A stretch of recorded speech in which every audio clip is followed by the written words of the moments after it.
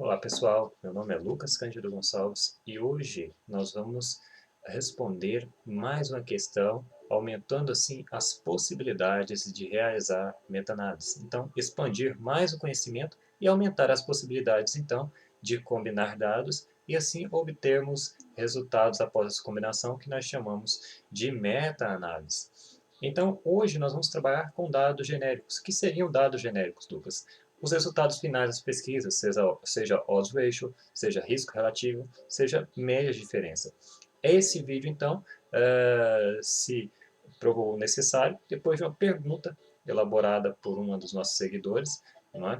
E então se teve a necessidade então de realizar este vídeo para mostrar para vocês que tem então a possibilidade de combinar dados, resultados finais, o que nós chamamos de tamanhos de efeito, e então obtermos a meta-análise a partir desses dados. Então nós não vamos trabalhar nem com dados dicotômicos e nem com dados contínuos. Nós vamos trabalhar com dados genéricos. Por que que leva esse nome? No Revit principalmente. Porque nós temos os resultados finais, são vários tamanhos de efeitos. Não é? Então nós podemos trabalhar com aquela diferença entre médias, nós podemos trabalhar com risco relativo, nós podemos trabalhar com odds ratio, nós podemos trabalhar com média de diferença padronizada. Tudo bem? Então, hoje nós vamos trabalhar com Revit. Há dois softwares que podemos realizar esses testes. O Stata, não é? Que é um software não público, e o Revit. E hoje nós vamos trabalhar com o Revit, tudo bem? O Stata tem uma vantagem, leva uma vantagem sobre o Revit, porque no Stata tem a possibilidade de nós trabalhar com os intervalos de confiança também. No Revit, ele só dá a possibilidade para nós trabalhar com o tamanho do efeito e o seu respectivo erro padrão. Lucas, não tem um erro padrão. Não tem um erro padrão no artigo. Como é que eu faço?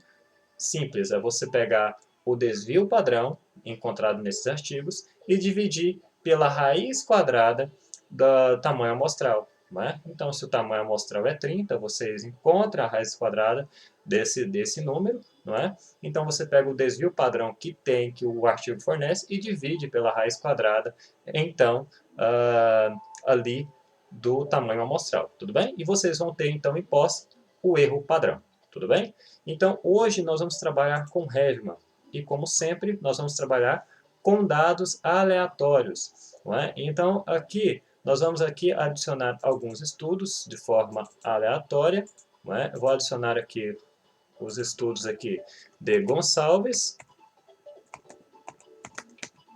Vou adicionar também aqui o estudo de Ferreira.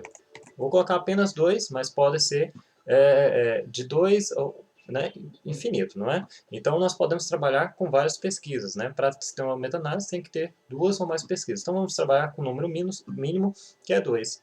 Tudo bem? Então, aqui agora nós vamos adicionar uma comparação, não é? Aqui em dados e análise, onde nós adicionamos a comparação, e nós vamos colocar aqui, vamos colocar o nome aqui de comparação mesmo. Tudo bem? Começar um exemplo, não é? Um vídeo rápido para explicar, né? Para facilitar, então, vamos finalizar. E vamos aqui agora na comparação que nós adicionamos, adicionar dados. E aqui não vamos trabalhar com dados dicotômicos, nem contínuos, nem com essa variância aqui. Nós vamos trabalhar com dados genéricos. Então, genéricos, ok? Vamos clicar em finalizar. Né? Vamos clicar em finalizar. E então, agora, nós vamos adicionar aqui. Aqui está log odds ratio, né, e erro padrão. Vou trabalhar com diferença entre médias. Né? Então, vou vir aqui nessa propriedades aqui, nessa engrenagemzinha, vai abrir isso aqui. Nós vamos em análise de método e vamos colocar aqui diferença entre médias. Vamos marcar a opção diferença entre médias. Vamos dar um OK. Beleza? Já mudou para diferença entre médias e erro padrão. E aqui agora eu vou adicionar os dois estudos que nós adicionamos lá no início. Né? Vamos supor que a média do primeiro estudo aqui foi 3, né? E o erro padrão encontrado foi 1. E aqui a média encontrada em Gonçalves foi 5 e o erro padrão foi 2. Vamos colocar um erro padrão aqui de 1,5, que é melhor. Né? Beleza? Então, aqui, agora, nós temos aqui o resultado dessa meta-análise aqui. Não é? Então, veja que agora nós temos aqui, então, não é, a média do primeiro estudo, o seu erro padrão, a média do segundo estudo de Gonçalves, que é o erro padrão, e aqui o gráfico Forest Plot apresentando o I ao quadrado de 19%, então eu vou continuar com o efeito fixo, tudo bem?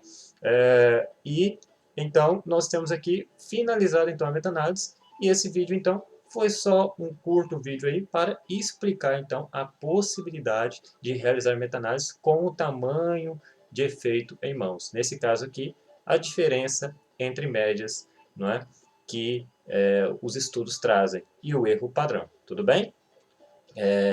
Isso é muito importante. Então, se tiver mais alguma questão, alguma pergunta, pode fazer aí nos comentários abaixo. Não esqueça de curtir, não esqueça de compartilhar, tudo bem? E siga o nosso canal, tá bom? Quanto mais visualizações, quanto mais compartilhamento, quanto mais perguntas vocês fizerem aí, melhor será, porque nós vamos crescendo junto, né? Aumentando o nosso conhecimento e assim expandindo o nosso conhecimento e as possibilidades de realizar aí a meta-análise, tudo bem? Desde já agradeço a todos e até mais.